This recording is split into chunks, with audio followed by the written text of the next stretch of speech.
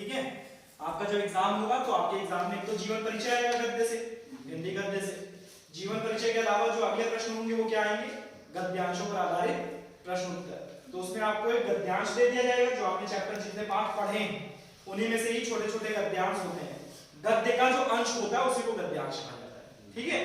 तो ऐसे ही दे दिया जाएगा, आपको इस तरीके से क्वेश्चन उतार लेना होगा अपनी कॉपी पे। अभी मैं इसको पूरा पढ़ करके बता दूंगा क्या है, और इसमें जो प्रश्न पूछे गए हैं उनके उत्तर आपको देने होंगे। तो जैसे इसमें पहला वाला जो गद्यांश वो क्या है, मोटर चली गई, बूढ़ा कई मिनट तक मूर्ति की भांति निश्चल खड़ा रहा। संसार में ऐसे मनुष्य भी होते हैं जो अपने अमोद प्रमोद के आगे किसी की जान की भी परवाह नहीं करते। शायद इसका उसे अब भी विश्वास न आता था।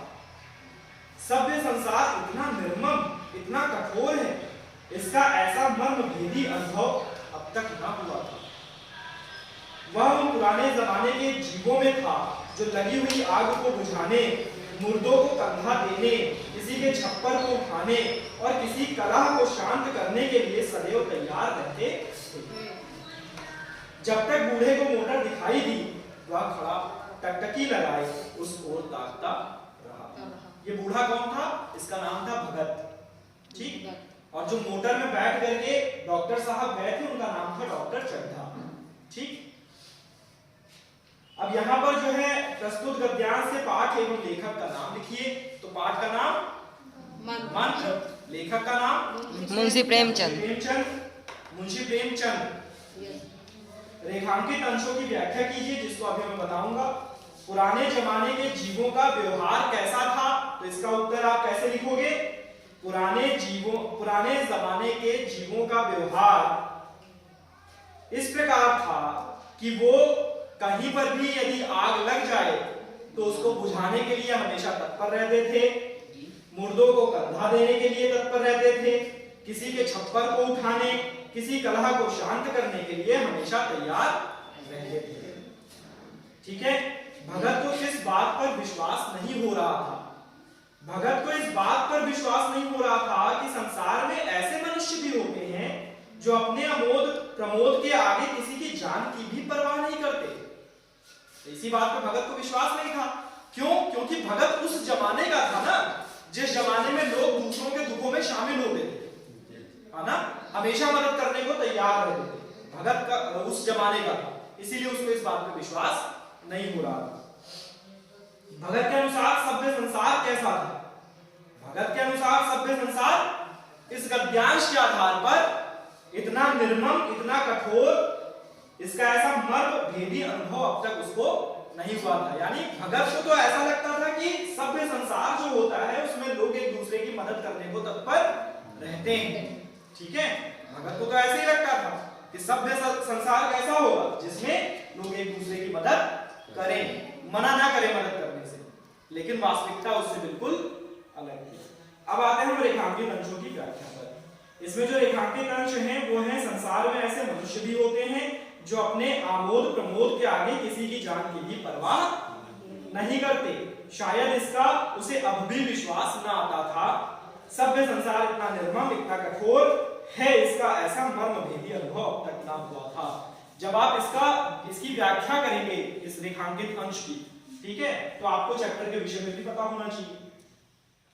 जब आप इसको लिखेंगे तो आप कैसे इसकी व्याख्या करेंगे कि भगत जब अपने लड़के, जिसको बहुत ही ज्यादा ज्वर आ रहा था, बहुत भयानक ज्वर था, बुखार था, और उसके तपते हुए शरीर को वो लेकर के किसके पास गया, डॉक्टर चड्ढा के पास। एक्चुअली में बच्चे को लेके नहीं गया था, बच्चा तो घर पे ही था। वो डॉक्टर चड्ढा को बुलाने गया, जो उस समय के बहुत जाने माने डॉक्टर थे, बहुत ही प्रसिद्ध डॉक्टर थे। और उस बूढ़े भगत का ही मानना था कि यदि डॉक्टर चड्ढा उसके बच्चे को एक नजर देख ले तो वो जी जाएगा, ठीक है। भगत को कई बच्चे हुए लेकिन कोई भी बच्चा जीवित नहीं हुआ, यही एक बच्चा बचा हुआ था, और भगत नहीं चाहता था कि इसको कुछ हो। इसीलिए वो बड़ी उम्मीद लेकर के डॉक्टर चड्ढा के घर पर गया। जिस समय वो उनके दरवाजे पर गया, उस समय डॉक्टर चड्ढा अपनी गाड़ी में बैठ करके जा रहे थे क्लब, ठीक है, टेबल टेनिस वगैरह या गोल्फ खेलने के लिए, जो भी उसमें दिया होगा, ठीक है। तो उसके लिए जा रहे थे। आमोद प्रमोद का मतलब अपने समय को बिताने के लिए, अपने खेल को खेलने के लिए वो वहां से जा रहे थे मोटर में बैठ के अपने दोस्तों के साथ। ठीक है, आगे जाके क्लब में उनके दोस्त मिलते, वहां उनके साथ उनका मनोरंजन होता। तो आमोद प्रमोद मतलब मनोरंजन ही। ठीक है, तो जब डॉक्टर चड्ढा को उसने देखा तो उनसे भगत ने रिक्वेस्ट की कि आप एक बार चल करके मेरे लड़के को देख लीजिए, आप बस एक बार देख लीजिए, वो जी जाएगा। लेकिन डॉक्टर चड्ढा ने डायरेक्ट मना कर दिया। उन्होंने कहा नहीं, ये समय मेरा जो है मरीजों को देखने का नहीं है, बल्कि ये समय मेरे मनोरंजन का है और मुझको डिस्टर्ब मत करो। ठीक है, मैंने मनोरंजन के कार्य में विघ्न मत डालो, रुकावट मत डालो। और इतना कह करके वो गाड़ी में बैठे और वहां से चले गए। वो बहुत ज्यादा उसने मिन्नतें की, लेकिन उसके बावजूद उनका हृदय नहीं पिघला। ठीक है, तो उसके मन में जो विचार आए, भगत के मन में जो विचार आए, उसको ये लगा कि हे ईश्वर, इस समय संसार में, आज के संसार में ऐसे मनुष्य भी हैं, इस प्रकार के मनुष्य भी हैं। मतलब मेरे टाइम पर या मेरे जमाने में, लोग कहते नहीं है कि मेरे जमाने में तो ऐसे लोग होते थे कि आप देखते होंगे गांव में किसी के छप्पर पड़ रही होगी तो गांव के कई लोग इकट्ठा हो जाते हैं छप्पर उठाने के लिए।